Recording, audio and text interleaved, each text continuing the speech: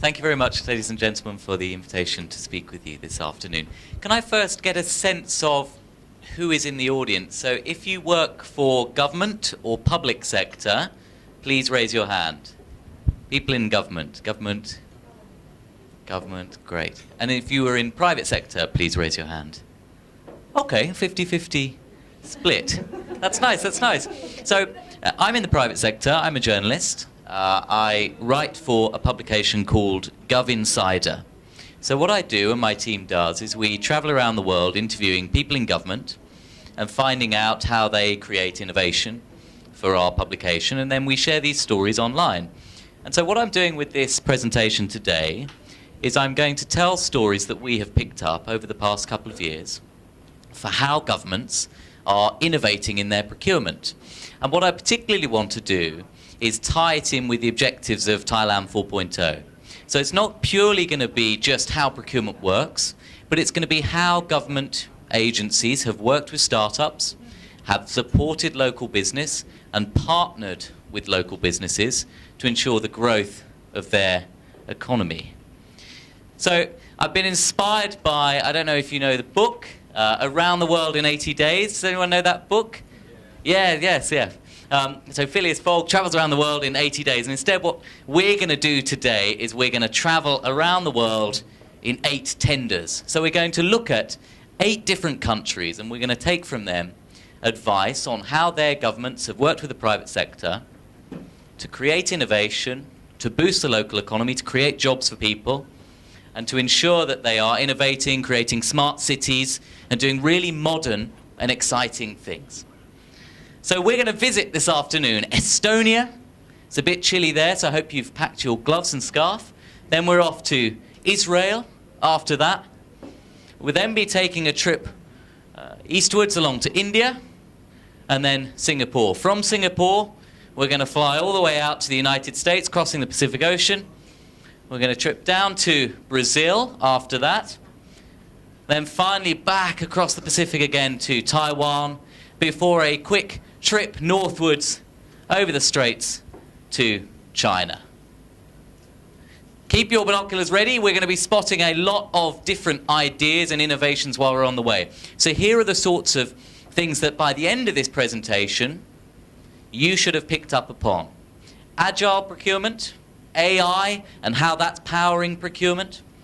Agents of open government is a really interesting scheme I'm going to come to further. Bulk tenders and what that means, and actually we can talk a little bit about bite-sized tenders and the difference between them both and what they enable and the pitfalls of both. Co-sourcing, challenge tenders, I really like this one, I think this is my favourite of all the things we're going to look at today. Green lanes and what they mean. Cross-country projects, how countries have partnered together. Private sector-led procurement, so how you in the private sector can actually take the first step rather than waiting for government to procure from you.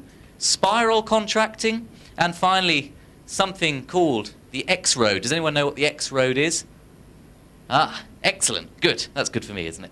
Well, let's start in Estonia. So Estonia, I find really fascinating when we're looking at Thailand 4.0 and the objectives there, because Estonia has an incredibly advanced government. It's got a very advanced economy, lots of tech companies, lots of entrepreneurs. But if we go back to 1991, when the country left the Soviet Union, became independent, then actually it was a very poor country. It had no infrastructure. It didn't have an airport, it didn't have a port. The roads were very, very basic. The education system was low. It had been part of the Soviet Union and it really lost its way. It was a very weak economy. But if we look today, then the economy's grown from under 1 billion euros for the entire economy, not the tech sector, everything, to over 25 billion euros today. It's massive growth. It's a very inspiring story in Estonia. Now, partly this was due to changes they made in their education system, which I can talk about at the end. It's not really the focus of this talk.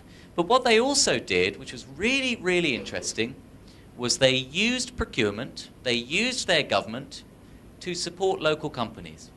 They buy from local companies. And so it really built a very, very strong tech sector. It supported their entrepreneurs So that now, around the world, you find Estonian entrepreneurs creating and selling great products that may well have started being created in partnership with the government. So you've got a population of only 1.3 million people, but they have 4 companies, tech companies, that are unicorns valued over 1 billion. Now that's more than Singapore, that's more than many, many nations have. Only 1.3 billion. And so you look at the growth this country has taken, it's fascinating. And a lot of that, not all of it, but a lot of it was led by the way that government approached the private sector and partnered with it to support industry. So how do you procure like the Estonians? How do you support local enterprise? How do you bring entrepreneurs into government? Well, first thing to note is that they outsource pretty much everything that government does. So some governments, actually a lot of governments, the British government, the American government, the Canadian government, the Danish government, the New Zealand government, the Australian government, hires developers, hires tech people internally, and they build apps, or they build websites, they build systems. And the advantage of this is that government has total control over what it's building. And they also feel that in some cases it's relatively cheap as well, compared to outsourcing to the private sector. Estonia took the other approach and said, if we're going to build our economy, if we're going to build our tech sector, then let's outsource everything. Let's not actually hire tech developers and compete with Skype, which is one of their tech companies, or Taxify, or TransferWise, the banking unicorn. Let's instead just outsource everything. However, a lot of governments have come into problem when they outsource everything, because you don't have control over the project, so it can overrun, or the costs can go up, or when you get the project, it's not quite what you wanted, or worse, you're locked in on a very long time scale, 5 years, maybe even 10 years in some cases. The Philippines and the UK have both been locked into 10-year deals with some of their IT suppliers, which is very problematic as the prices go up. Maybe the tech world changes radically, someone invents something like the iPhone, and yet your contract is still designed for previous technology, and you've got to keep paying for that technology for 10 years. So in this outsourcing case, what they do is they procure for the development of these technology programs. They say, here's exactly what we want, here's the system, but we're not going to let you manage it. So we're not going to outsource the running to the private sector. We're going to take ownership and control. We're going to tell you exactly what we want you to build. Your developers are going to code it. You're going to tell us how it works, and then we're going to be responsible. So that if, for example, in 2 years' time they need to change it, the policy changes, the land registry needs to change because there's a different way of measuring it, or there's new data that they require, then they can outsource it to somebody else. They don't need to go to that same vendor, and it's competitive. So they procure for the development, they take over management. The problem that some governments face when they do this is that if you keep outsourcing everything, it's built in different ways. So data is the most famous example. You look at something like your healthcare system, and there are very big database companies like SAP or Oracle. And some parts will use SAP, and some parts will use Oracle. And then what they find is that they want to build something that combines data from both of these sources, and it's very expensive and difficult to do because the data is stored in totally different ways and totally different formats. And so you either have to merge everything onto SAP or merge everything onto Oracle, or you've got to think of very complicated and difficult technology projects to try and make this data get shared seamlessly. But in Estonia, what they did, quite cleverly when they started, was they set standards for how the data is used, so that whoever they outsource it to has to use those exact same standards. It has to be in that exact same format.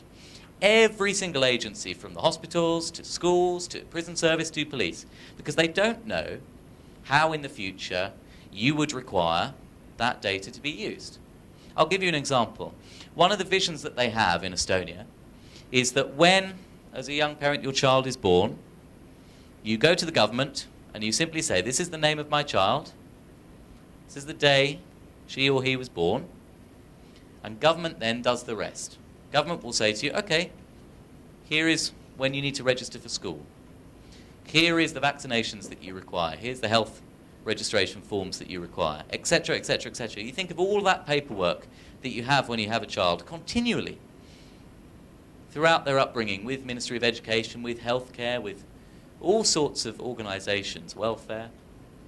Government actually in Estonia wants to do all of that for you and predict when you need it. The child is 4 years old, comes up on the system, this child is 4, automatically you get a notification. Have you registered for the school?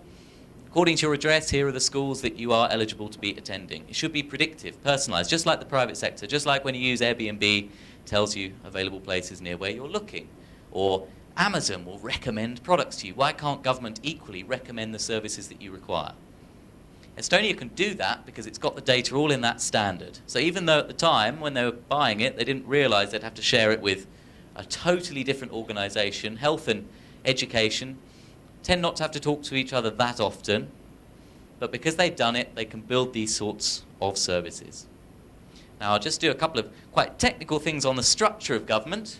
So they mandate all of their standards centrally right in the centre. So their Prime Minister's department.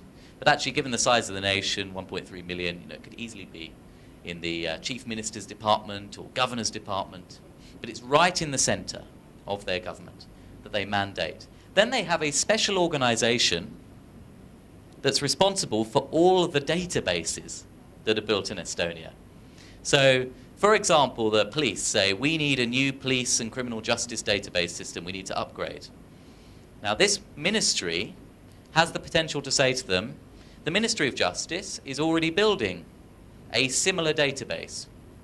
And what happens normally in government is those two ministries will talk to one another and they'll debate, and they may have different requirements and they may build their own systems because they've got total control over them. But what this agency can do is it can say, no, you cannot have permission to build these two databases. You are forced to merge them together. You must work together. And so it ensures that everything is centralized and mandated. And it means you don't have these duplicated systems where your data is stored in totally different places and different formats, and you can create these sorts of predictive services.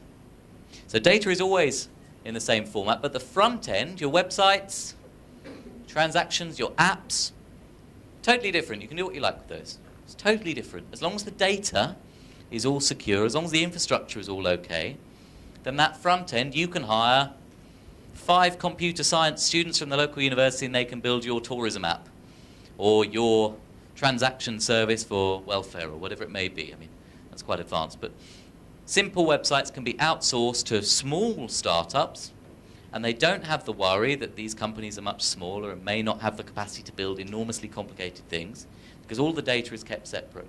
They're just outsourcing for that front end, and that's how they're splitting the projects. Now, what I've got is a video which our technician is very kindly going to open up in a separate window. So I'm afraid on my slides it doesn't quite work. Excuse me.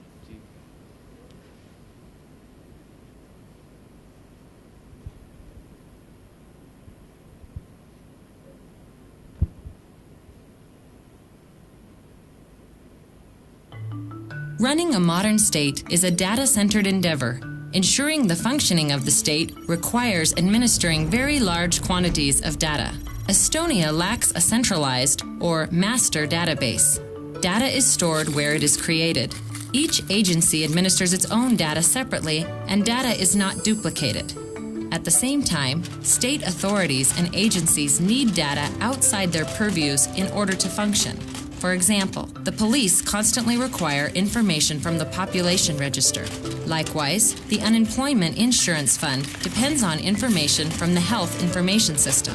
How can authorities securely exchange important data? First, the data must be easily accessible by the authorities that are authorized to use it. Second, the integrity of the data must be maintained. No third party should be able to make any changes to the data while it is in transit. Third, the data must remain confidential during its journey. It must be protected from the eyes of unauthorized parties. The X-Road is a data exchange platform that fulfills all 3 of these requirements.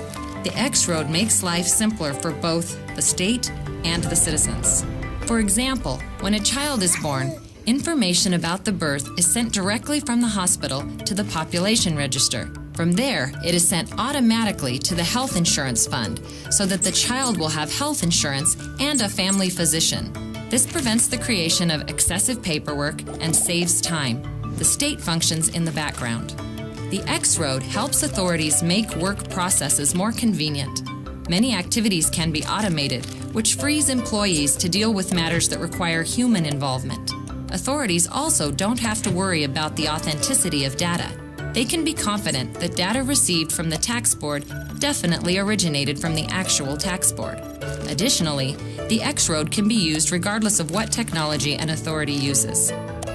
For the state, the X-Road, above all, makes it possible for authorities to efficiently exchange data among themselves.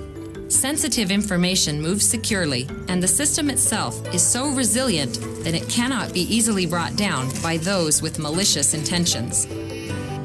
Since the birth of X-Road in 2001, the system has operated continuously without interruption. The X-Road helps the state see the big picture of how different authorities are connected to one another. In addition, the X-Road makes it possible to exchange data not only within the country, but also across national borders. That is, of course, if databases and information systems are working properly. The biggest beneficiaries of the X-Road are, of course, the citizens. They enjoy the benefits of a better functioning state and save all of the time they would otherwise spend submitting papers and forms. How much time?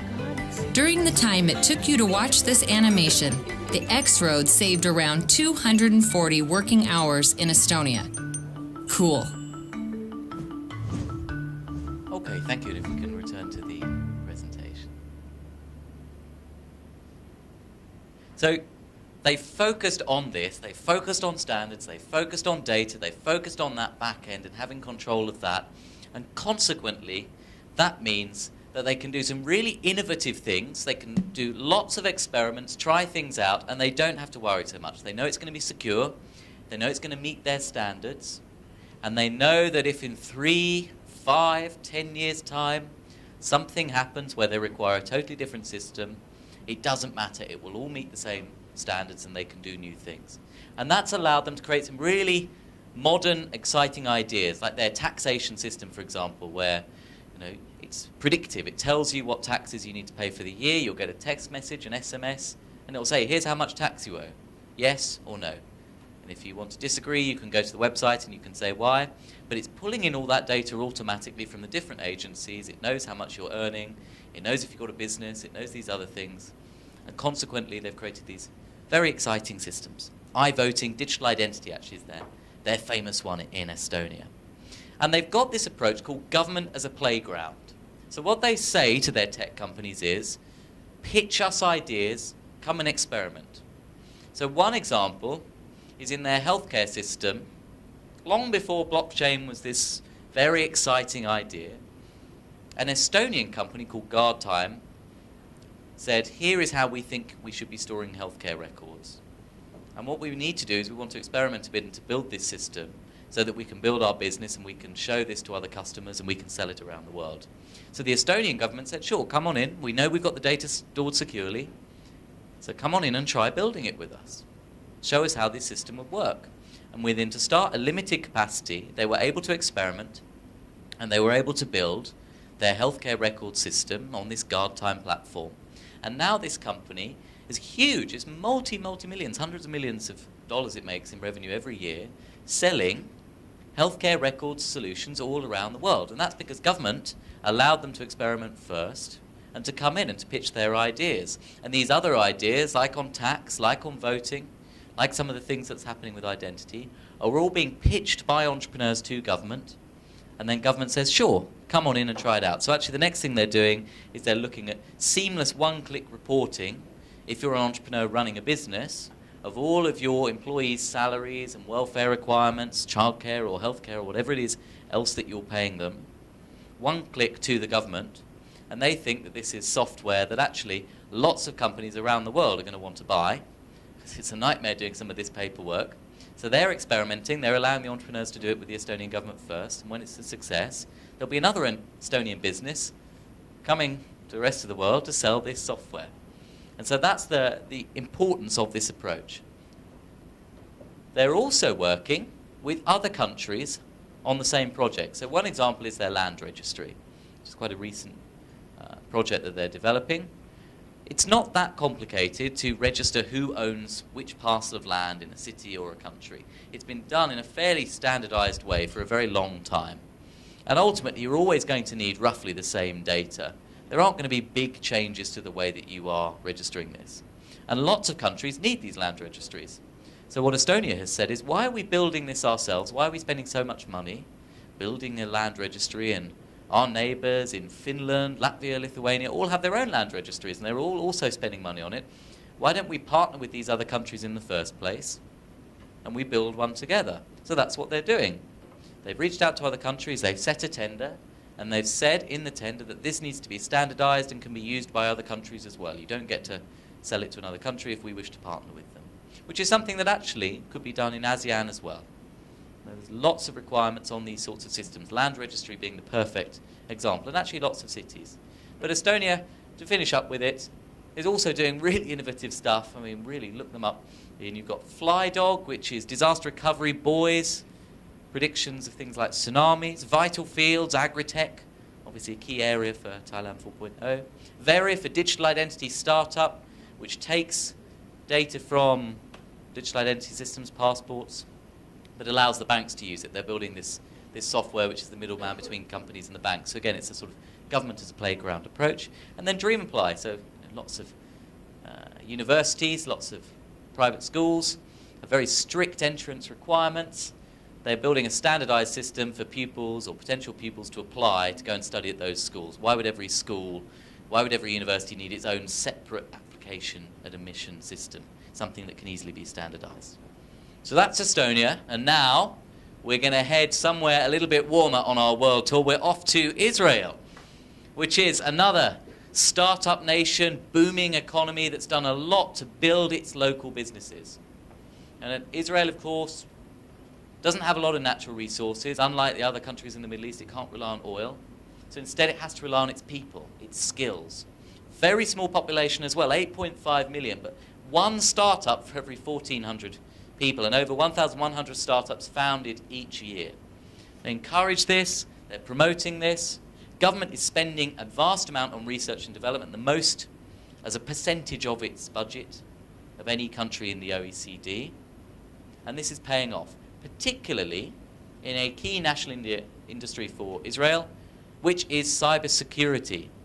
So Israel has done an astonishing job of building these really reputable cybersecurity companies.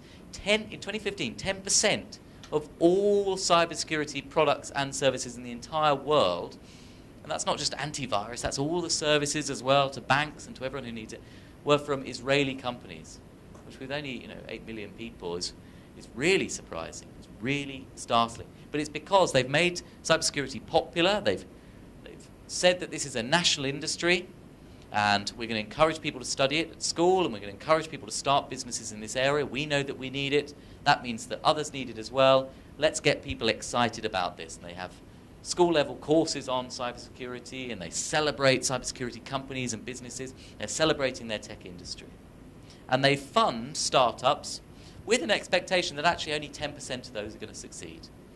You remember on the previous slide that one startup for every 1,400 people, over 1,100 startups founded each year. With that level of businesses being started each year, you can't anticipate that they're all going to be hugely successful. So they say, no, but we still want to support them. It's important. And even the ones that fail, they're making a contribution because people are going and they're being entrepreneurs, and we're creating that environment where people are willing to fail and try new things, and we're celebrating that. And then what they do, and this is really exciting in Israel, is they allow companies to come in and just pitch their ideas. They say, rather than that traditional approach, which is, we need a new IT system, or we need a bridge, or we need to build a new school. Okay, let's publish the tender, and let's let people bid for that. Instead, they say, come and pitch us your ideas. Here are some problems that we're facing. Our airport needs a new queuing system. Our healthcare system is quite crowded. The reception areas get very crowded at certain times of day. You tell us what we should be doing. And entrepreneurs are constantly going in, and if they like the idea, they say, okay, sure, let's do it together. And they'll do a trial, and that will be a proof of concept. Proof of concept.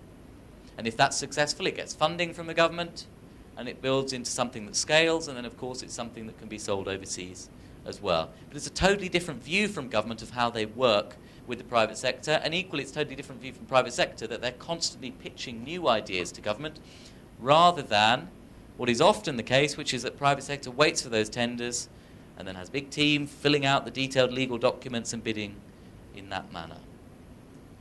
And they've taken this a step further, which is a unique form of procurement called challenge tenders.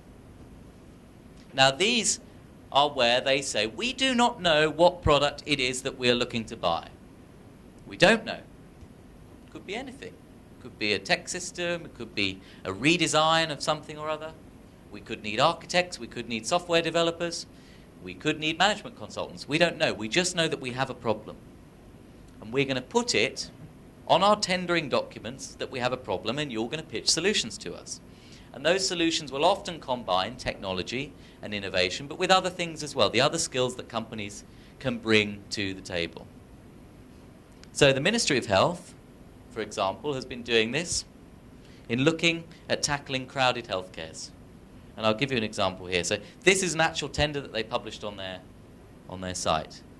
And you can see it's fairly basic. It's got 6 goals, and then it's got 4 others that you may need to meet. And then they want private sector to be pitching based on those problems. If you think of your traditional procurement, your traditional tender documentation, it doesn't look like that, does it?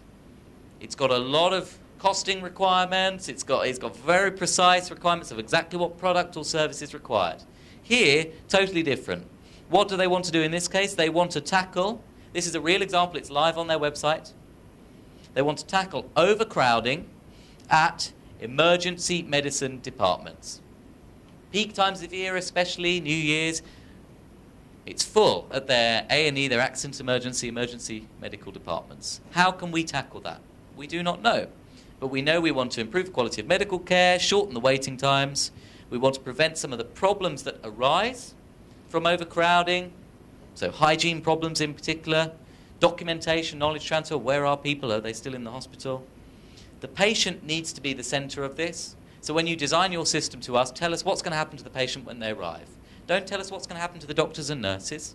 Tell us what's going to happen to the patient, what's their journey. So an architect can take that, a software developer, a management consultant, a design thinker. Anyone can take that and think using their expertise on how to tackle that. We want to ensure, this is quite a good one, that we maintain the dignity of patients throughout the journey as well. So don't treat the patient like they're just a product. Don't build a really clever database that's going to tell them exactly where to go if, to them, it doesn't feel comfortable and it doesn't ensure that they feel okay being in the hospital. Make sure it's a pleasant system, a pleasant environment for them to interact with. Make sure that it's easy for hospital staff to use. So don't come up with this stupendously complicated tech system that solves all of these problems very cleverly, but actually you need a dedicated IT person in the hospital just using this because nobody else has the technical skills to use it. And make sure that it works for all the different areas as well. So it's not just one bit of A&E, but actually the psychiatric services or pediatric services get the support that they require. So those are their keys. And then they've set out another 4 broader objectives. Can you use technology? Can you make it sustainable? Can you integrate within our existing systems? And can it be expanded easily as well? Please don't build something that then next time we want to use it in another hospital, we have to pay you a lot of money again. Remember thinking back to that Estonian example of being bound in with your 10-year contract on SAP or Oracle and then you can't upgrade. Make sure that you can do that. And they're running them not just in healthcare, but in welfare, in infrastructure, in education, services for senior citizens, local government, legal services, digital economics, and employment, development of human capital as well. So it's an approach, really innovative, exciting approach that can be used absolutely anywhere. So we're going to now do an exercise. We're going to design one of these. So for the next 5 minutes, we've got a little bit of homework. So if you're private sector, you can do it as well. It's okay, because this is useful when you're pitching ideas to the public sector. I want you to do 3 things, please, on the pads with the paper in front of you. Write down first the agency that you work for. Second, you're going to write down a key problem or priority facing your agency. Alternatively, if you're in private sector, write down a key problem that you can solve. But make sure that problem is broad, and make sure you're thinking of the mindset of government. We've just seen, my hospital is overcrowded is one good example.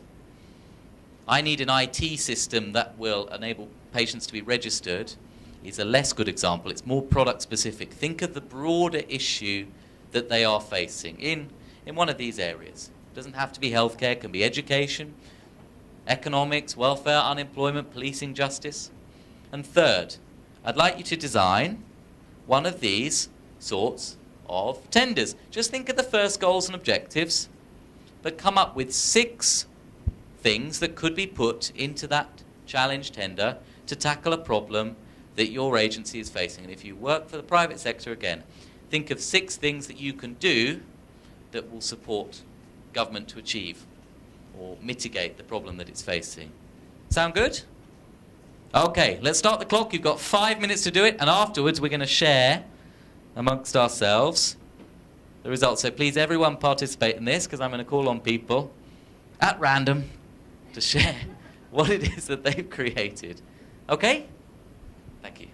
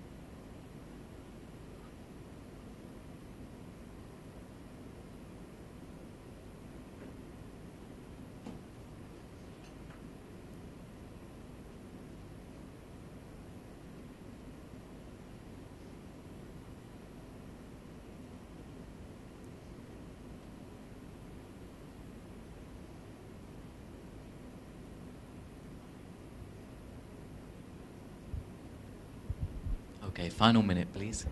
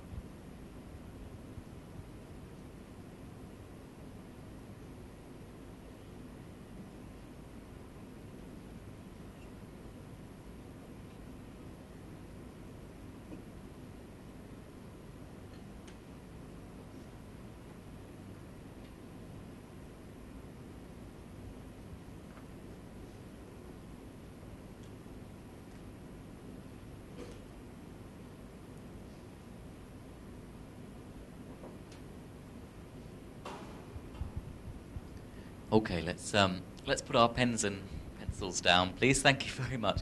I'm not going to call on you at random. Forgive me for that. I was just saying that to make sure that everyone participated. Instead, I very much hope that there's someone here who'd like to share the example of what they came up with. Could anyone please volunteer to share an example of what they've come up with? Sir, would you like to? Great, please. Thank you very much. I'm from private sector. I'm from the Klang Plaza.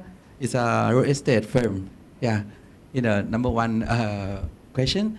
And in number two question, when we do the real estate project, we have to deal so many government agency, about 16, and everybody try to keep their authority. Yeah, I have a big problem because they have old rule, right? And for the number three, I think we should have the data to know like a photography or like garbage collecting, the water supply, the main drainage system, because sometimes we have problem because we didn't know. Yeah, I think it's good for real estate firm and also people to shoot a good project. Yeah, this is my idea, because in number two question, I think everybody try to keep their authority. Okay. It's very common around the world. A round of applause, please. Thank you so much, sir. Please, a round of applause for that. Great. That was fantastic. Thank you very much. And could we just have one more, please? Is there someone perhaps from public sector who has done an exercise? Yeah. Okay. Thank you, sir. Actually, I'm from the private sector, but right. I do the system integration, Mm-hmm. and one task that I really hit my mind, it's a Ministry of Finance. Oh, yeah. They have like CGD, it's like Controlling General Department. I think they have a class after you, the lecture. Yes. Yeah. So they have a system like based on like SAP, they call it JFMIS. So mostly like they do like e-procurement, and they delegate all the finance system for the government, and using like government bank like KTB to delegate all the monies, and seem that all those e-bidding still not challenged. I mean, people still doing bribe and make the TOR really like monopolize for the bidding. And zero system is like our dream, but it's endless, and like we need to pay like SAP like 10 billion baht to continue on and on. And I think procurement system is like the heart of everything. If you're not governance enough, you jeopardize everything. That's what I see from as a system integrators. Like we trying to look for some solution that is good for the countries, and not heavily on it's our tax, right? But at the end, we're not looking for Robin Hood theories. This day government like trying to push hard for poverty cards, and like really have a big infrastructure to leverage all the poorest in a way of, I don't think it's have so many pain points, but the procurements for Thailand, it's really in a gray area. So yeah, that's what I thought. Fantastic. Thank you very much. Another great contribution. Round of applause, please. Thank you. Thank you to our two participants. I really appreciate you taking the part to participate. That is it's a very common problem in a lot of parts of the world. I know that in Britain, where I spent 6 years as a journalist writing about these issues, it was a common problem there as well, that one, systems didn't talk to one another, two, it's still quite difficult to track what's being tendered for. These tenders can be very precise with the outcome already in mind when they're submitted as well. But there are ways of tackling that. We look at Singapore later on. That's actually created some really exciting and interesting ways of tackling these sorts of problems, because they find, especially over the past few years, that these cases were increasing in Singapore. And Singapore has long had a reputation for not having bribes and corruption and other issues with suppliers in its system, but it did start to find these occurring, and it used some really interesting ways. As for being stuck in the licensing, that is a difficult one. You know, the British government were in these contracts, the Australian government equally had the same experience. It's very difficult to get out of them. In some cases, there was a politician who would argue with the suppliers and they'd break contracts early. But in a lot of cases, they just had to wait for those contracts to expire, learn the lesson, and then realize next time that they can do things in a different way. They can break contracts down, like in the Estonian model. They can do what Singapore's doing, which we'll look at later. They can have challenge tenders. There are lots of different approaches. And I think often the issue is that, especially if you're a hard-pressed public servant, there's a lot of rules that you have to go through. And it needs that support, encouragement to try new ideas with procurement. Because ultimately you're spending public money. You want to make sure it's spent effectively, and there's a concern from the public sector side that you don't want to be seen to be doing the wrong thing, or you don't want to waste the money as well and not see a result. So it does need these sorts of shifts. But what we'll do throughout this is we look at some other examples, and I think Singapore has some concrete ways actually that have tackled this, especially over the past few years in particular. Thank you for your participation, both of you. I really appreciate it. And thank you to everyone else for completing it and filling in the form as well. Now we are going to voyage to India. So we're still on the approach of how you bring people into your system. But here we go from Israel, 8 million people, to over 1 billion people in India. So with that large population, how can you harness that creativity, those ideas, and bring that into the public sector? Because these challenges and ideas can be big, or they can be really, really small. What they've done is they've built a platform, it's called MyGov. And it's a sort of social network that allows people to interact with government agencies. Government will put challenges on there, like the challenge tenders, but they can be a lot smaller. It can be a lot smaller. It can be something like a local zoo saying, we need some pictures for our tourism campaigns. Are you a photographer? Can you come and take photographs of the animals? And of course, people will submit their photographs and they can have a competition. And the best ones, the ones that they use in their brochure, which could be taken by anyone, may win a cash prize, and actually citizens will vote on their favourite. So suddenly you've got people interacting with government agencies, people getting involved and excited about procurement, ordinary people able to make money from government and also joining in. And politically, this is a quite popular way of government and agencies changing the way they work, because the politicians will look at this and they'll say, wow, look at these citizens engaging. Look at them being positive about the work of government. Look at them being excited about what we do and joining in. And so they built this platform. It's a great success. Government is very happy with it.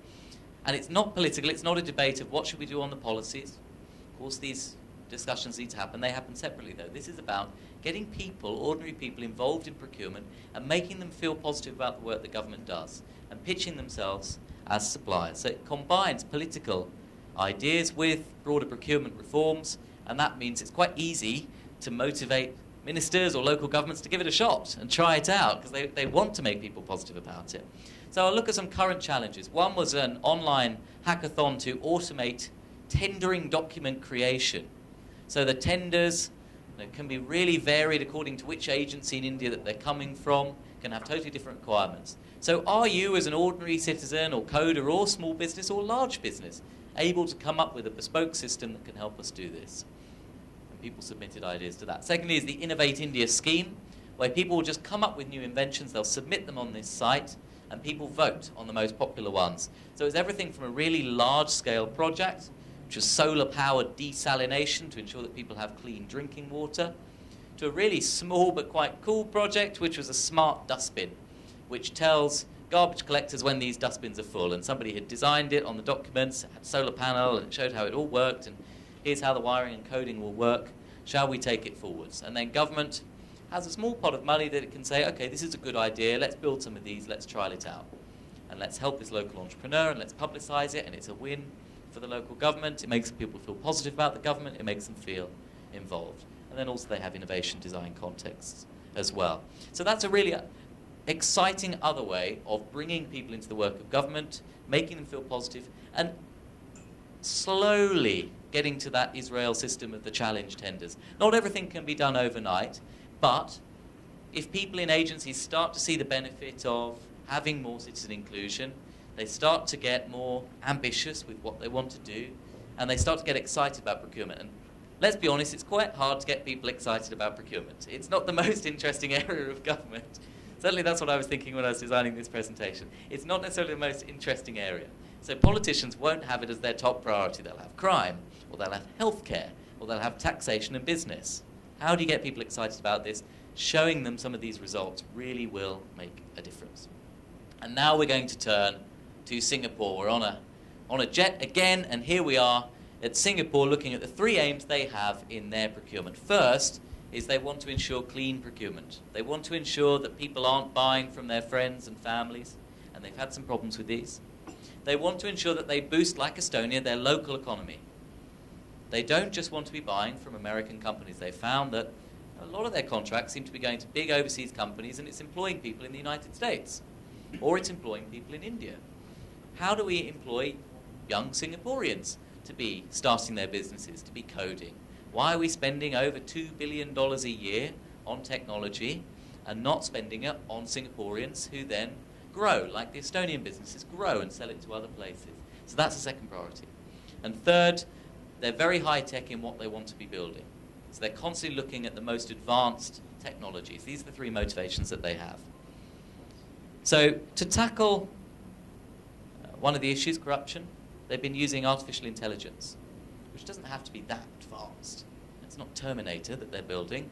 But what they're doing is they're looking at all the data and they're comparing prices. And they can flag up quite easily and say, well, hang on a second. The price of paper clips, the price of a road in this province, in this part of Singapore, or in this agency, is this price. Why are we paying more than another price? So just having that standardized price book is very, very useful for government. But then they're also looking to use it to make more advanced procurement decisions as well. So for example, they want to scan the cheapest prices, they want to look at the suppliers, and they want to know, did the project actually work with that supplier last time?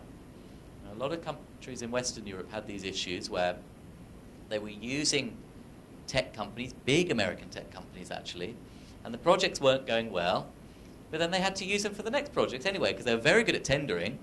You know, they had the best people filling in the tender documents and winning the deals, and so you'd have this odd situation where even though the companies in question weren't necessarily the best at delivering, they were still continuing to win deals. And unless government is talking to one another, it's very hard for them to know. They've built a system that will flag this and will advise on this. And then what they third want to do is write those legal terms and conditions, just like the submission in India actually. They want to have that automated, because it takes a very long time for government to design tenders, and the most difficult bit is coming up with all the legal terms and conditions. But this can be automated because the insurance sector already does it for their premiums. And if the insurance sector, which is multi-billion dollar industry reliant purely on terms and conditions of whether they pay you your health insurance or not, is doing this, then certainly government can learn from that. And there are great examples like Fukuoka Mutual Life that's taken people out of the process, it's reduced the number of lawyers they have working on these, and instead they automate the premium creation instead.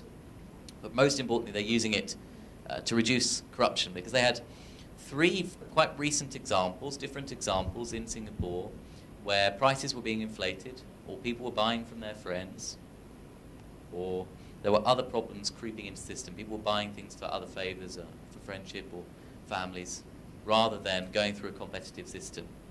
So what they want to do is they want to look and say, who are you buying from? And they can even say, what's your relationship to this person? Have you bought from them before? Do you happen to share the same name? Are you perhaps related in some way? And that will instantly cut some of the most troubling and difficult aspects of government procurement, which every government, of course, wants to get rid of, but it's probably the most difficult, which is somebody just inflating a price a little bit, or somebody buying from somebody they know to do them a favour. Very, very difficult to cut out. But actually, if the technology is flagging it, it creates that incentive for people not to be doing it already. So that's what they're doing with artificial intelligence. Second, how do they boost local startups and industries? You don't have to always do it through subsidies.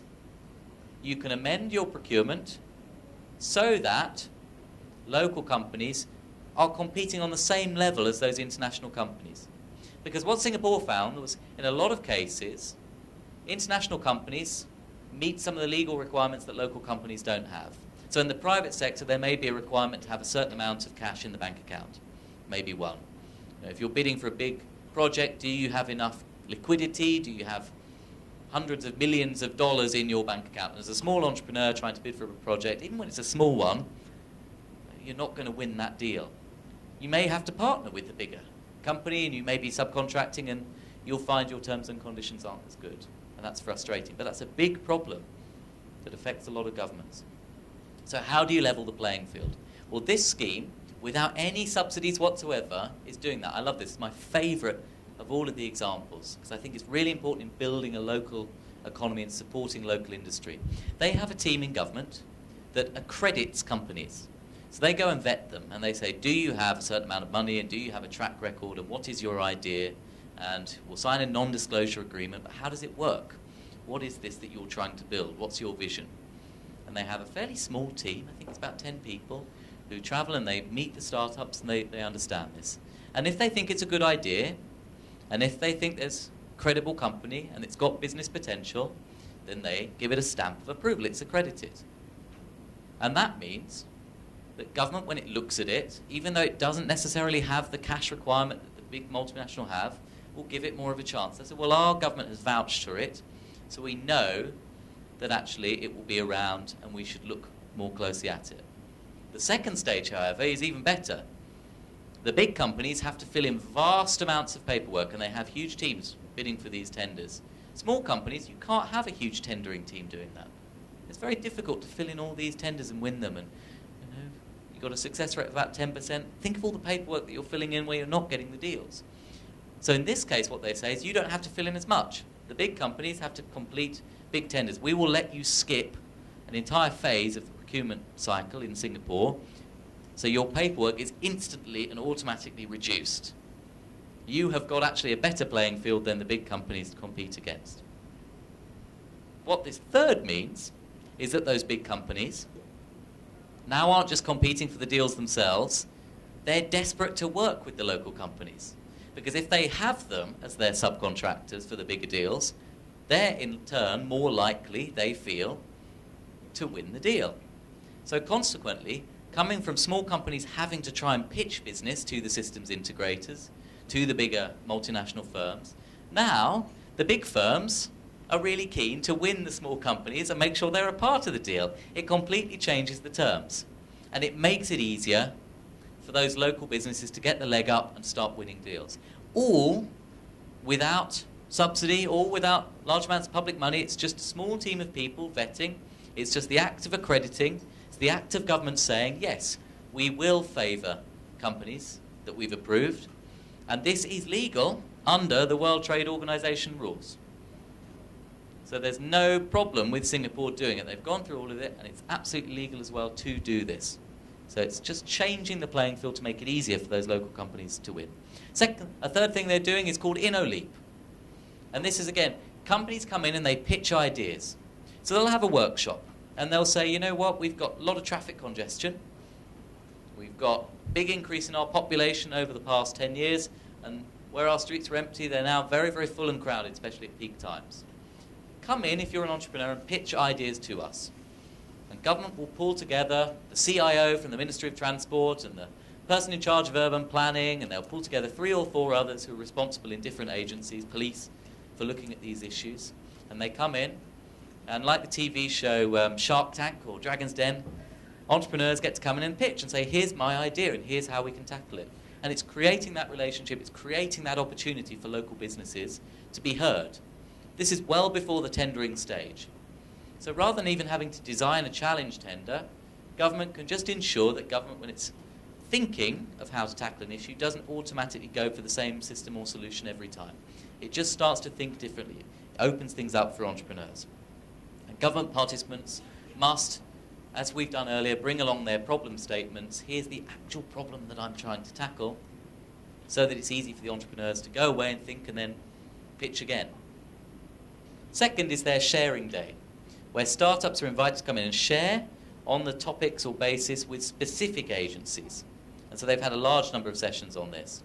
And then third, they move to their one-on-one clinics, where actually government will look at all the problem statements, it'll look at local entrepreneurs, and it'll actually approach local entrepreneurs and say, you know what, come in and bid. Come in and be a part of this. Actively looking, government actively mandated to go out and find a local company that could do this rather than an international company that will do it. And having people in government who are told, have you actually looked at local business? Who are you looking at? Makes a big difference, particularly in this tech space, but in a lot of spaces as well. And so already they've done this since 2017. 1 year they've got 20 proof of concept projects, 20 projects with government funding, with 6 figures of government funding, over $100,000 being spent, supporting the implementation of these projects. Quite exciting, it creates opportunities. Maybe not all of them will succeed, but it's a great way of enabling these companies to build their business, to build their reputation. A couple more points on Singapore. So I've put this in because I was reading the newspaper this morning. It was on Thailand's startup regulation. The government was saying, well, did anyone see this, by the way? It was in the Bangkok Post. Anyone read the Bangkok Post today? It was saying, today it says, time to update Thai startup regulations, say experts. And just to summarize, it's saying, we're not clear what a startup is exactly. It's very difficult for government to decide what a startup is and what size it should be and how to work. And startups are saying to government, regulation is really, really difficult for us. So one of the things we've already tackled is the amount of money you have to have in your bank account. But there's probably 10, 15 other difficult regulations that make it harder if you're an entrepreneur to win business than one of these big companies, multinationals with teams of lawyers that are able to address them. So what Singapore has done, and actually Britain has done as well, is they've created these regulatory sandboxes where they say, you know what, if you have a good business idea, but you're worried about the law, but you think it can be a good product, then come and trial it as long as we can assess and monitor it. And you won't have to complete all the regulations. So this is famous in fintech, in finance. You may come up with personalized health insurance or personalized car insurance, and actually, in return for that, you as a citizen have to accept that there's a GPS tracker put in your car tracking your movements in your car at all times. And it knows how fast you're driving, and it knows where you're going, and these sorts of things. And in some countries that's against the law to be tracking citizens personally wherever they go. But it could be a really good business opportunity, and given that people share a lot of their life online, on social networks and in other places, why not let them have the choice and let government monitor it and say, we're happy with the way you're storing the data, or we're uncomfortable. You enter that regulatory sandbox, team of government you work with, and they say, well, we're not happy with this, or they say, this is a good idea, and it creates a business. But equally in Singapore, as with Thailand 4.0, they're looking to build their tourism industry. And so what they've done is they've created a regulatory sandbox which lets the hotels use facial recognition technology, track people around their hotels, and then maybe store that, and they can understand if they've been to other hotels in other places, and they pool that data, and they get really interesting insights on the people visiting their country.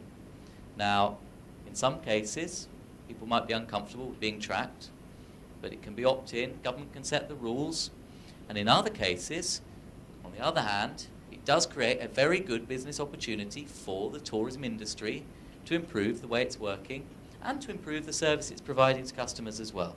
So I'll give you some findings that they did through this sandbox in Singapore. They understood that Chinese and Indonesian tourists were spending the most when they were visiting some of the key shopping districts. And they also then were able, the government was able to inform the local retailers that they should do more to advertise in Chinese or do more to advertise in Indonesian, and they could tell them the times of year when it's most likely that they should be doing that as well. They found out, it's quite precise, but this is a good one, Chinese visitors spend more for length of stay between 1 and 2 days or 3 and 5 days when in particular areas. So they can tell them in advance, look, if you've got people from China and they're booking for this amount of time, you can upgrade them. You can encourage them to do that, and they likely will accept because that's the type of visitor that you're getting. 1 in 10 tourists change hotel during their trip, and they're likely to switch on their 3rd day. So if you know they're likely across the country to switch on their 3rd day, you can offer them a switch in one of your other hotels that you own, if you know this in advance. A great finding, and it comes through tracking people as well. And a large majority of Japanese and South Korean tourists switched and upgraded. So they're actually saying, okay, I've been here 3 days now, and I'd like to stay somewhere a bit nicer now, and they upgrade. So again, if you have a different suite or different level of accommodation, you can encourage them to do that as well. All comes through that regulatory sandbox and that way of government thinking. How do we do the best for industry, and how do we bend some of the rules so that they can understand their customers a bit better? Just a point to say on these regulatory sandboxes, which is in Britain, one of the problems they faced was they would open up these regulatory sandboxes. Local businesses would work with them, but actually the local company wouldn't do much work. It would say, here's our great idea, especially in finance. We're going to come up with X. And government would say, okay, we'll monitor you. And then the person who comes up with the idea goes to investors and say, you know what? I'm in the regulatory sandbox from government. That means that government has improved my idea. Give me some investment, please. It's going to be very valuable. And actually, they don't have to build the thing. They just got the increased investment because they've come up with the idea, but there's no way of ensuring that they do it. So you've got to be quite careful in these sandboxes who's allowed in, on their track record, and some level of monitoring as well to ensure that people are following through on the commitments they make, and they're not just claiming it's an official government endorsement without committing to do what it is that they've said they're going to do. Another area where Singapore is very good is co-sourcing. So here, what they do is they build systems alongside industry. Rather than outsourcing the whole thing, as in Estonia, or building it all in-house, as in the United States, they build it together. They say, okay, you know what? We will have 20 developers, you will have 20 developers, and we'll sit in our office alongside each other, and that means at the end of it, we know how this system works, and it also means that we can change as we're going along. If you're building it and we're not happy, we can say, well, we don't like this actually, this isn't what we wanted. So you've got that co-sourcing, that ability to change a project as it's going on. You've got that oversight, but you don't have to have that enormous team of developers in-house as well, and industry really likes this. It's a good thing for industry to be pitching, let's co-source it, we'll come in and build it with you. You can watch us as we're doing it, you can be part of this project, creates a good level of trust. And it's something that's proven very effective. So they built a business grant portal. It won quite a few awards. This is for businesses to be registering for various subsidies that they receive. 20 people from government, 20 private developers from an Indian company came in, and they built it together. And the government people inevitably know the policy more, or they know the design they want and the user requirements, while the other people coming in probably have a bit more tech skill. They're really good programmers and developers coming in from one of the Indian tech hubs to work specifically on this project. And they say if you purely outsource it, you don't know who's actually running it, who's actually the person building it. You don't know what's happening inside, so you pay for it, and then at the end you get your product. And you're happy or you request changes. But in this case, you can monitor development throughout. And also when they have the sense of ownership, the whole delivery becomes better because people aren't looking at the end of it to say it's your project, or this isn't right, so I'm going to blame you. They have to take ownership throughout. And it really engages people to work very hard on building these things in the first place. So 3 things that they say are important to make co-sourcing work. First, having the right culture. You've got to be open to people actually coming into your office, being a part of what you do. Second is this thing called Agile Project Management. Are we familiar with that? Hands up if you know Agile Project Management. Anyone? Okay, I will talk about that in a second. Second is agile project management. And third is flexible procurement. So that means, again, rather than buying on the basis of the exact technology that you want and specifying it in 40 pages, saying, here's the requirement that we have. We want this manpower, we want this number of people to come in. But if halfway along we find that actually we didn't quite want it to look like that or work like that, there's a change in what we need. Or government changes the business subsidy. Suddenly there's a new subsidy that needs to be put into that grant. And the supplier says, well, you told us there were 20 subsidies. Now there's 21. Sorry, it's going to cost you extra to change the system. That doesn't happen when you bring people in and you design it together. So you have to procure on that basis. And that is called spiral contracting. So this is where you write a contract with multiple stages. And if you don't find that it works, you have the ability quite easily to cancel the project. Very easy to cancel. You can do it in multiple stages. Now this is part of something called agile project management, which I'm just going to tell you about in 2 minutes. So a traditional way of designing, building a project is like building a bridge. You say, we need a bridge. It needs to cross this river. It needs to fit this many cars on it, has this many lanes, and we need it in the next 2 years. And then the engineers will say, sure, let's do that.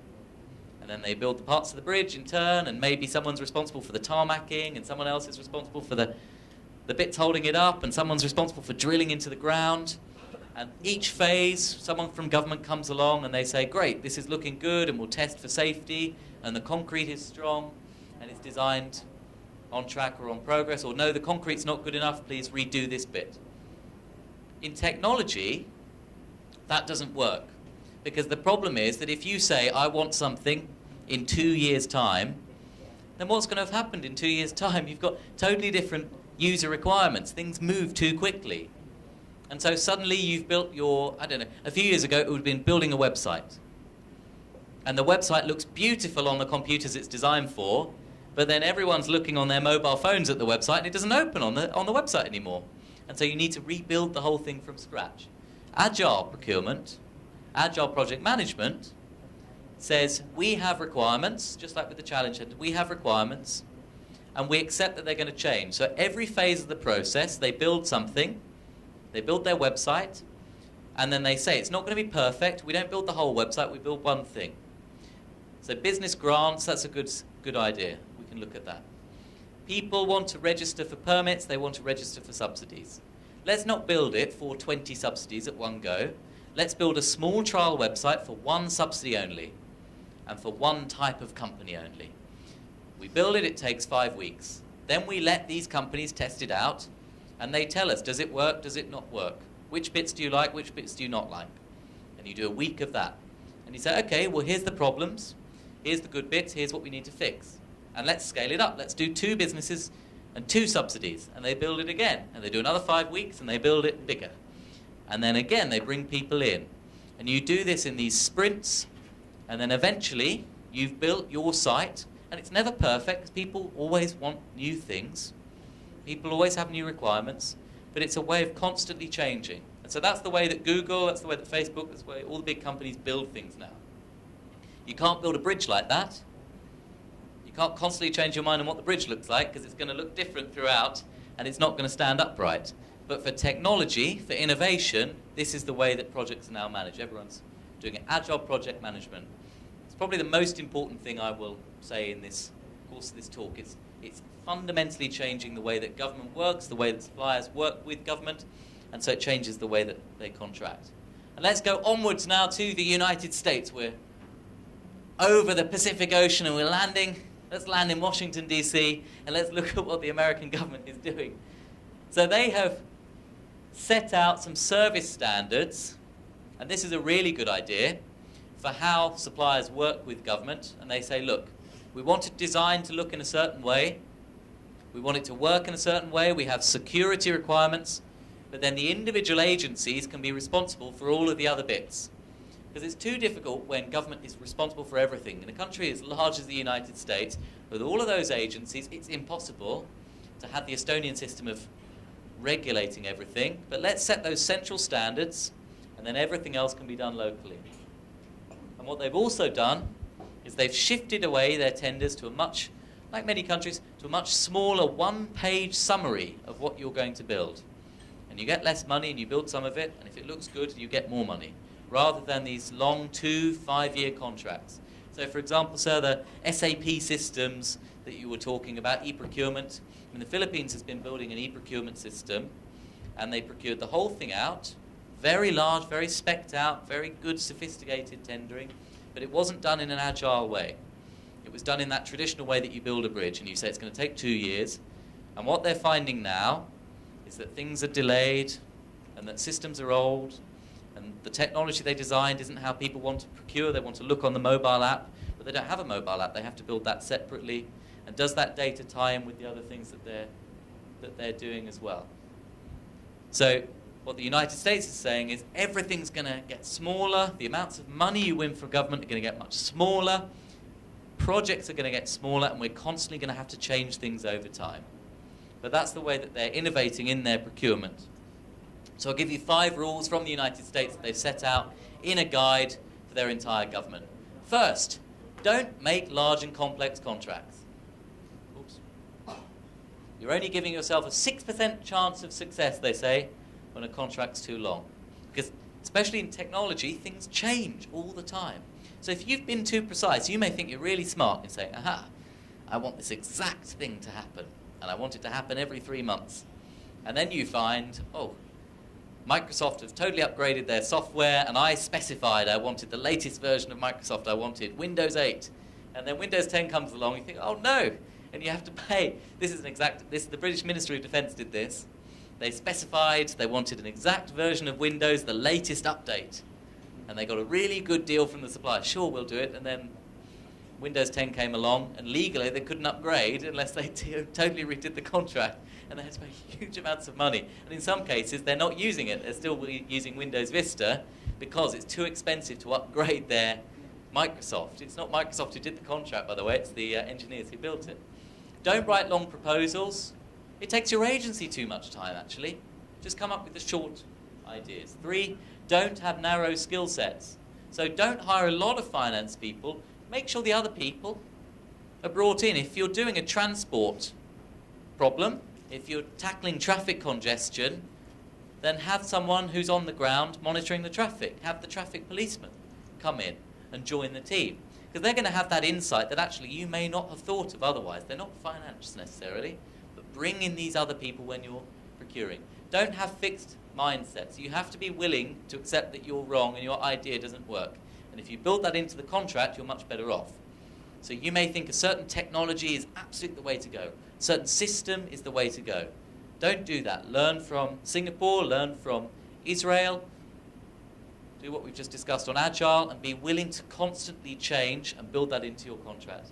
And then don't forget that project management is flexible. So new ideas will be formed, things may shift. Even if the system currently works, make sure you're not locked into that latest version of Windows and you're able to change. Pitfalls of this approach. So Agile works very well for technology, but not so well for other things. Paper clips might be one example. Why would you want to change the paper clips throughout the project? You either need it or don't, so you just buy it as a good. A bridge is another very good example. You're never going to change the bridge as you're building it. You just want to fix it and build it to one design. There's not going to be any change to the design. So it must be used for tech projects, but it can't be combined with a more traditional approach. So I'll give you an example of the UK. They were using this new approach for a welfare system. And they developed it in an agile way, which meant that lots of vendors were changing bits of the project. But, and this was partly due to political pressure, the minister responsible had promised publicly, this will be built in 12 months. We will have it done by this time and it will do exactly this. And he made these promises. So consequently, they'd made these commitments and they had to meet them. Because they'd made these commitments, they had to rush the project and they had to do these commitments. But because they were doing it in an agile way, they found that some of these things weren't what people wanted or they didn't work. The users were giving feedback. So in the event, they built it but it didn't do the things that people actually wanted. But they had to do it anyway, but they had all this feedback that showed it was very unpopular. So in essence, they've built an unpopular system that nobody wants, that publicly everybody knows that nobody wants, that they could change, but they'd made the commitment in the contract to build it in that time period. So you can't make that commitment if you're doing it in an agile way. You do one or the other. You build it like you build a bridge, or you build it like you build a tech project, and you accept that it's going to change and it's going to look different over time. Now we're off to Brazil.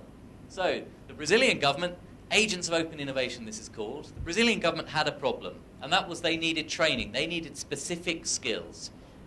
Open source software, social media, mapping, 3 examples. And they realized social media training is quite difficult, and actually we're finding it very expensive to buy PR firms and other people to come in and advise us how to do social media. It's really difficult to find people, and it's very expensive. So they came up with a new idea. They called it Agents of Open Government, and they said, anyone who lives in this city can pitch to train us on how to use social media. You don't have to be a registered PR company. You could be a young 18-year-old who happens to be really good at it. But you have to make a commitment that you're going to do 10 hours a month for 6 months, and it's a fixed price. Much cheaper than they were paying to the big communications agencies. It's got to be a fixed price. And they received 200 applications, and they chose 24 people, ordinary citizens who are making money from government as a result of this. But it's a change of approach in thinking we don't have to work with a company at all. In some cases, we can just work with individuals who supply to us, as long as we give them the opportunity to bid for the work. 2016, they did 1,200 workshops. 90% of the participants actually thought that this was really great. So while they were worried about these people being accredited suppliers or accredited business, that wasn't a problem either. They'd chosen enthusiastic people who wanted to make a difference to their government. And by the way, it was really popular politically as well. Government was very happy, citizens very happy. They feel included in the work of government. It's changing the relationship between government and its citizens. A real great success story that the OECD now shares across the world. Back on our plane again, because we're off to Taiwan. Because Taiwan has taken us even further, a step further with Taiwan. So what they do with this digital idea, they have a platform where citizens can propose their own tenders. And they can say, you know what, I think you need to buy this. Why don't you have a system that does this? Why don't you have an e-procurement system that lets me do this? Or why don't you have a system that lets me do that? I'm a businessman, this is my requirement, and you can fill it in and you can propose ideas. And then other citizens can debate it, and they can vote it up or down. They can say, yes, actually this is really what we need as a business person. We need a system that lets us do this. It also lets them debate how to regulate new industries as well. So we talked about those regulatory sandboxes and coming up with different ideas, but government is still monitoring the product. Here, citizens themselves can say, right, this is how we regulate this industry. We think Uber's great, so we don't want any regulation. But then the taxi companies can go on and they can say, well, I think they should be regulated because I'm a taxi driver and I have to get this permit and this license. Why can someone else do it without? And have that debate online. They then use AI to crowdsource these opinions and see what's popular and see what's not. And then the most important thing is that when they find that there's strong areas of disagreement, they create face-to-face meetings where they ask those people to come in and meet and talk about it. Because people can be really angry online, but when they come in face-to-face to discuss it, it's much better, much happier. People get on better.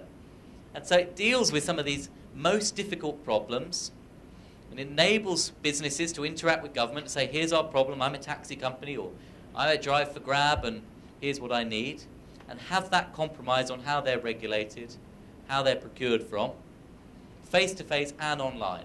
It's called Taiwan, and as I understand it, they're willing to work with other governments and share this software, share the systems that they've built, because they believe in it passionately and they think it's a good idea for other governments to be using as well. And finally, we are going to China. It's a very short flight, thankfully, about 30 minutes, but here we are in China, which of course has 772 million internet users, 67 unicorns, The top 3 web giants alone are worth $1.1 trillion. And they're anticipating further growth of 9% in their tech sector. Quite extraordinary. I'd love to have $1 trillion. That'd be lovely, wouldn't it? But the key thing that is exciting about China is that they say, we've got this tech sector. We've got fantastic companies already. We've got a lot of entrepreneurs. So why do we need to build things at all? Why do we need to procure from the private sector? Why do we need to design an app that lets people pay for their electricity bills online? Why do we need to build an app that lets people pay for their public transport? Can we persuade these companies that it's a good business opportunity to do that? So they've got their 2 mega apps, WeChat and Alipay. And obviously in Southeast Asia we have Grab and we have Gojek, and there's all sorts of apps that have multiple functions already on them. You can chat, you can get a taxi, you can do this, you can do that, you can buy food. And they've said to them, government said, well, can you create something that lets people pay for their taxes? It's obviously not their income tax, but small-scale things, permits. Can you create something that allows people to pay their utility bills and sync up with the utility supplier? But rather than the utility company having to build its own app, put it on your app, and you know what, that's more users, because people every month need to pay for their utility bill, so they're logging onto your app every month to do it. So that's making you more valuable as a result. They don't get money off the back of it, but they've put the service on and it enables them to have more users. And so actually everything from traffic fines to divorce. If you want a divorce in China, you can register for the first step using Alipay. You have to still go in. It's one of those things you have to do in person. But the first step you can do online. And that's because they've persuaded the tech companies that a lot of these services are a good business opportunity for them to create. Guangzhou has created its entire digital identity system on WeChat. They've said, well, you have a lot of information already.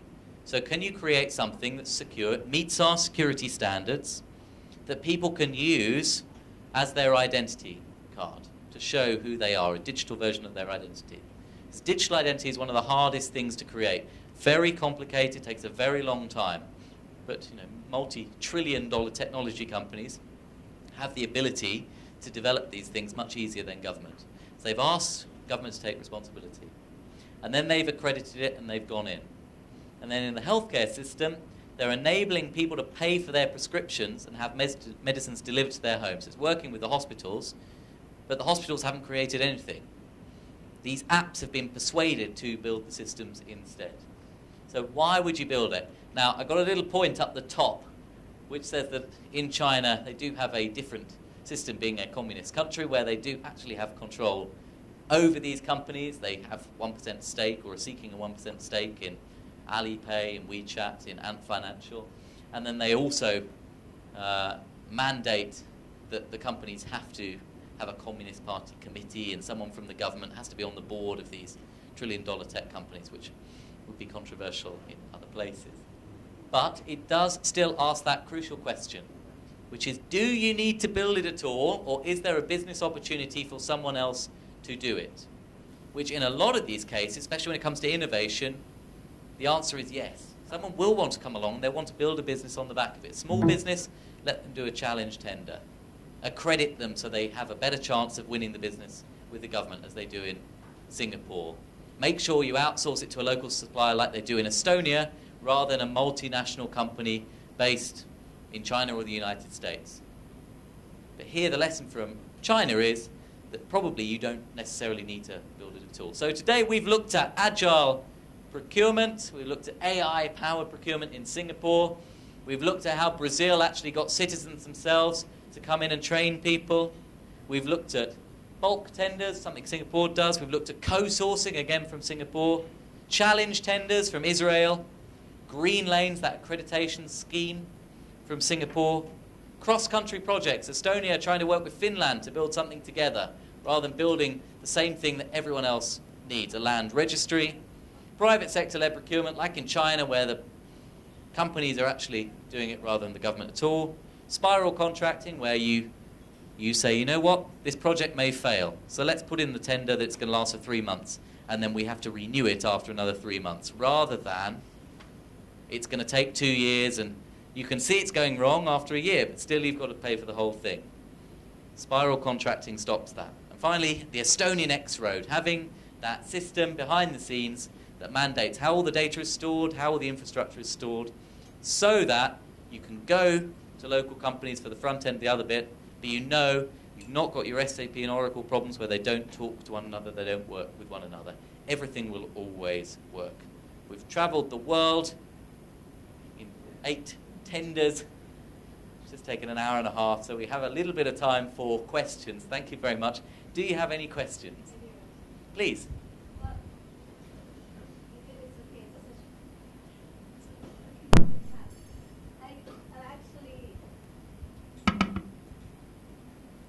Actually looking at your website, the GovInsider.asia. Any good example from Thailand? Well, Anyone good example? I know you have. I think we've done a lot on Thailand in the last year. We've been really interested in the National Innovation Agency. So we wrote about Startup Thailand quite recently and the objectives there. That was an interview that we did just last month. I think we've looked at Bangkok a couple of months ago as well on healthcare. What we found exciting about Bangkok was the prioritization of support for older people, which is quite rare but important. You have aging population, older people need dignity in their society and they need support. So how do we ensure that older people, when they're interacting with government, be it online or through healthcare or on transportation, get the support they require? And a lot of places can learn from the way that Bangkok made that a priority and said, this is a whole group that different bits of government need to be serving and working with together. But Thailand 4.0 in the National Innovation Agency, we did that interview last month. The whole Startup Thailand agenda is very exciting. I think to say that agri-tech, gov-tech, health-tech, I can't remember all 8 industries off the top of my head that are being promoted. Manufacturing, really, really important, and we're going to build innovation districts to do that. We're going to create new opportunities, and we're going to make sure there's foreign direct investment. Having the Eastern Economic Corridor is one thing that's being opened up. It's all fantastic stuff. And actually, GovInsider doesn't just do interviews and journalism. We run summits, a global summit that for the last 3 years we've run in Singapore. It has ministers from across the world attending, 1,000 people from 50 countries. And then next year, we're moving it to Bangkok next October. Because actually, founder of GovInsider, I've said that I think that Thailand over the next few years is more exciting even than Singapore. There's lots of things opening up, not just in Thailand, but actually it's the gateway to Indochina as well. There's a lot of innovation, and I think a lot of government officials. So last year we had ministers from Estonia, we had the Prime Minister of Estonia, we had Denmark, we had South Africa, quite a few from Asia, we had Taiwan, China, we had Australia, New Zealand came in, really interested, Finland, learning from what's happening. And we think that there'll be a lot of collaboration between these countries and Thailand and actually the whole Indochina region as well. Any other questions?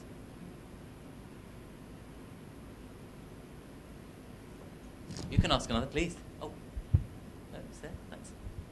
Yeah, I think it's a quite hot issue about Huawei. And do you have any idea about that Huawei? Oh, Huawei.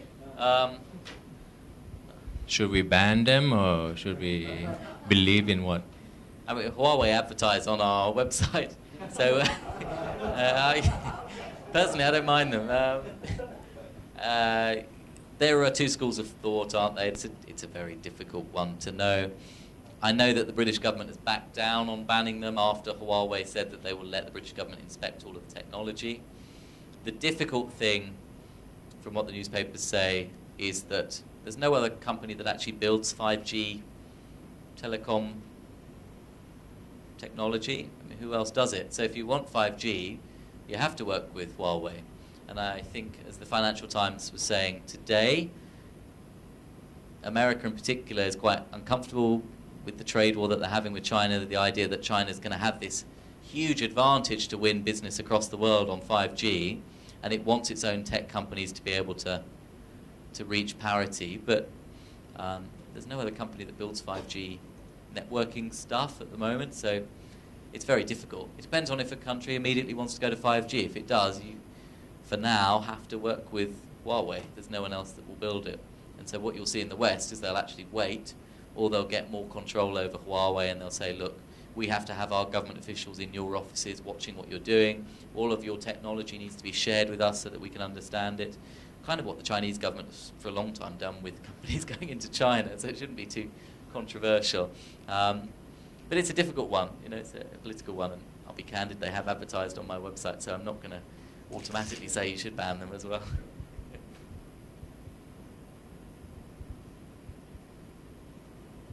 Any other questions?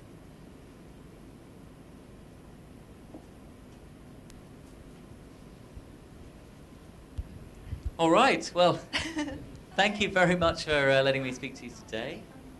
Thank Really you very appreciate the much for opportunity. your presentation. And may I invite Mr. Prat Wongwan to say thank you for your interesting presentation. Please welcome. Okay, so I would like to say thank you very much for your presentation. I think we all excited about your lecture, and we all hope that Thailand can be your 9th tenders one day. Okay. So on behalf of CCIO participants, may you accept our token of appreciation.